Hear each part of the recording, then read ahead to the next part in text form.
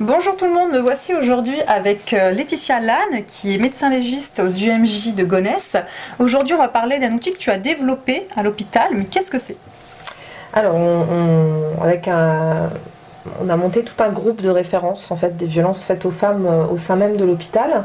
Parce que moi je suis référente en fait, des violences faites aux femmes de l'institution. D'accord. Et on a mis en place un auto-questionnaire de dépistage des violences conjugales qu'on a distribué dans les services d'urgence de l'hôpital. Donc les urgences générales, les urgences gynécologiques et les urgences psychiatriques également. Donc c'est un questionnaire qui se présente selon 2 volets.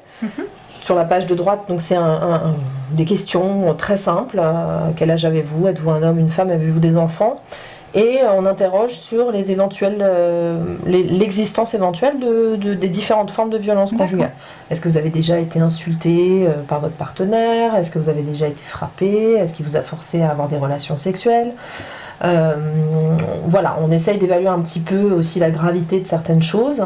Et on offre la possibilité sur ce volet-là de laisser en fait des coordonnées téléphoniques, mail, si les personnes qui répondent à ce questionnaire souhaitent être contactées.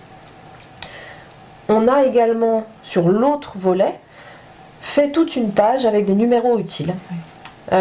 Donc cette page elle est détachable.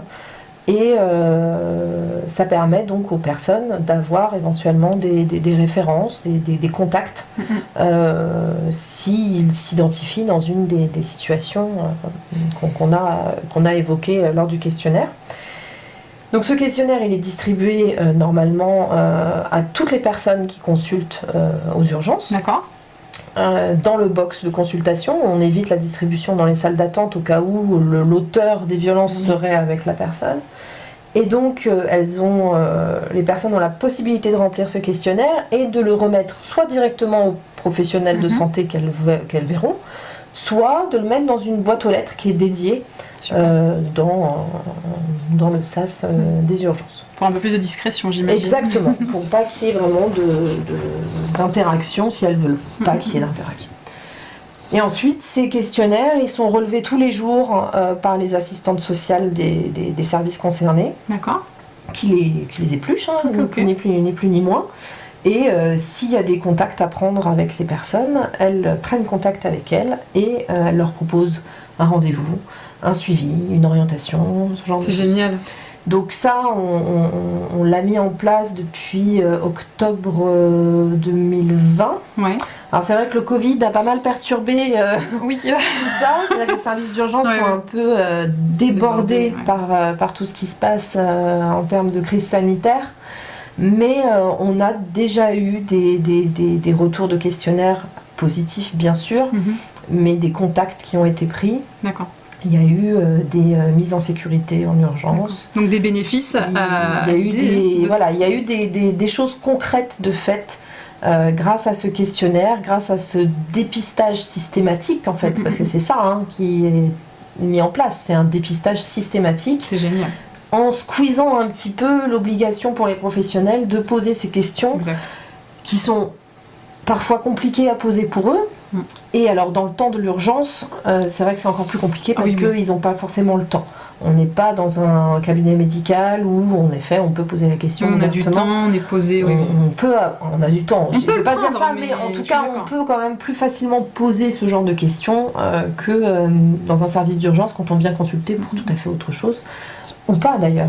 Mais c'est quand même difficile d'évoquer ces problématiques-là dans le temps de l'urgence. Oui, elles sont déjà. Donc c'est pour ça que le système du questionnaire, on a trouvé ça simple parce que les personnes sont libres en fait d'y répondre objectivement et après de laisser ou non leurs coordonnées.